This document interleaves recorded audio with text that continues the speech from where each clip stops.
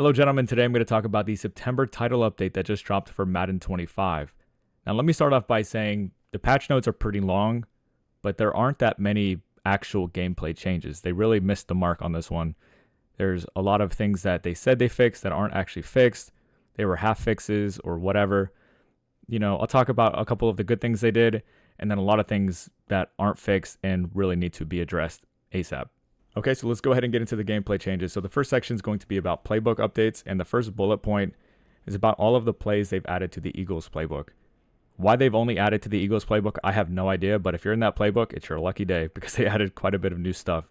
I'm going to check it out later, see if it's actual viable stuff or if it's just filler, but nonetheless, anytime new stuff gets added to the game, that can always be fun. Now, the other bullet points that I want to talk about, the next one we have fixed an issue where a receiver would go off sides and run off the field caused by using a hot route on an auto motion player.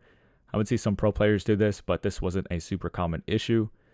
Next one would be fix an issue causing a man coverage defender to get caught out of position against cheat motion in bunch wide nasty. This is something that somebody I know would use, and it definitely doesn't work the same anymore. The next bullet point is going to be about stem glitching. So this is something they tried to address. Their method is just a little bit half-baked. They should just remove smart route, and then this would all be solved. We don't need smart route anymore, considering we have custom stems. But basically, there is still a way to stem glitch. I posted how to do it in college football last week, and the same method works in Madden 25. If you're interested in that, go to my Twitter. I'm going to post a link in the comment section. I post tips every single day, and you guys are missing out on a lot of content if you're not following me over there, so go check that out. But yeah, basically, stem glitch is only patched for those of you who don't know the method. You can't smart route after you stem, but you can basically still smart route while you're stemming, if that makes sense. But just to be clear, I don't think stem glitching should be in the game, and I'm not encouraging anybody to use it. I just think that if somebody's doing it to you, you can do it right back to them. It's fair game at that point. But definitely you don't need to do it in this game. It's easy to move the ball without stem glitching. If you can't move the ball without stem glitching, you have a lot to work on in the first place. So that's my opinion on stem glitching. Hopefully it gets fixed soon. The next change is something they also did in college football, and they've added customization to switch stick, so you could turn it off if you'd like. But honestly, I wouldn't turn it off. It's a really good feature. I would just use the delay feature, which allows you to make it so you don't accidentally switch stick at the very start of the play. Like there's going to be a delay between when you can and cannot switch stick. So once the play is actually going, then you can switch stick, and you're not going to accidentally do it at the start of the play. So I recommend doing delay. So mess with slight delay and large delay. See which one you like more. I recommend that as opposed to just turning it off completely. So I'm going to read some of these changes now. I don't have a whole lot to add to it because they're pretty surface level. But the first thing is they've updated the online kick meter to be the new meter that they created. So we don't have that old classic kick meter anymore. It's definitely going to be the new one now. They also addressed an issue where kick returners were not able to reach the ball landing spot within the landing zone, allowing for a specific kickoff tactic. So they're referring to scum kicking. I don't know if that's actually fixed, but basically it would land right at that landing zone, and sometimes your returner would not be able to get to it in time. It would just bounce around everywhere. It would just be a mess. But the counter is just to have your guy up there to begin with, and he catches it every time. But apparently they have made some kind of change. And then they leave a dev note.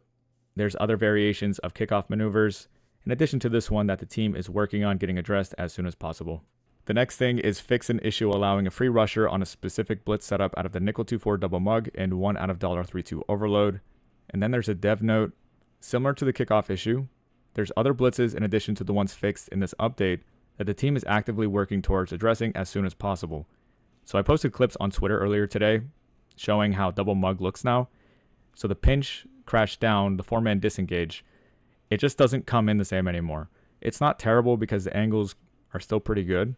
Like you can get pretty decent sheds, but guys aren't just squeezing through the gap, right to the quarterback anymore, like free rushing, because the offensive line targeting is just better now. Also, if you're a 4-3 over user, I have bad news for you as well. The pinch crash down is pretty bad. Like I think it's worse than double mug. It got hit pretty hard. I don't think it's really a viable defense anymore. So if that was your defense, I'm so sorry. You're going to have to look elsewhere. I have a really good defense that works on acemadden.com. I'm just plugging it because it works fine post-patch. It's mainly out of penny, and the pressure works the same as it did before the patch. So if you guys are interested in that, go check it out. The next one is a big one, and it's fixed an issue allowing players to use a spin move when using the conservative ball carrier coach adjustment. So this is something anybody competitive was doing. It allowed you to spin move while on conservative, so you would never fumble, but you couldn't do any other skill move. You couldn't stiff arm, you couldn't juke, you couldn't hurdle. Not that those are like good or anything, but it's just like, why are you allowed to spin but not do anything else? So they've changed that. You can't do it anymore. That is for sure patched. But then they've also nerfed the spin move. It isn't nearly as good as it was beforehand. So even on balanced, if you use evasive spin move, turbo spin move, it just isn't good. Like, I don't think it's that good anymore. It's definitely probably the best skill move, but it's definitely not what it was beforehand. And this is the final thing I want to talk about. This is a gameplay dev note that they left. We have clearly heard players' desire for improvements to pass coverage, and the team is working on a significant set of improvements in a future title update. The incoming improvements being investigated include hard flats, cover 3 deep zone, match coverage checks versus bunch sets, press animations, zone drop coach adjustments. In addition to pass coverage, we also have improvements on the way for kickoff exploits, blitzes, AI play calling, and spin move tuning. So this is probably my biggest complaint about this patch. I have no idea how they can not address zones when they're maybe the worst I've ever seen. And I'm not exaggerating. I truly think this is the lowest we've seen zones.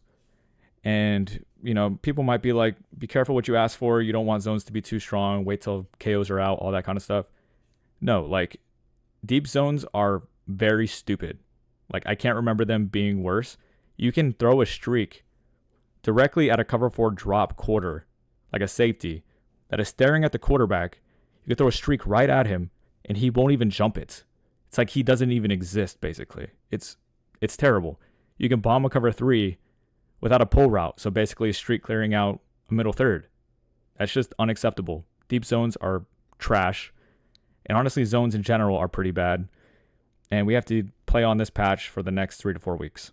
Anyways, that's all I'm going to talk about from the patch notes. Let me know in the comment section if this was a good patch or if it was a terrible patch, and let me know why as well. Also, make sure to follow me on Twitter if you guys want to stay up to date with everything in Madden and college football. I post tips on there daily as well. See you guys in the next one.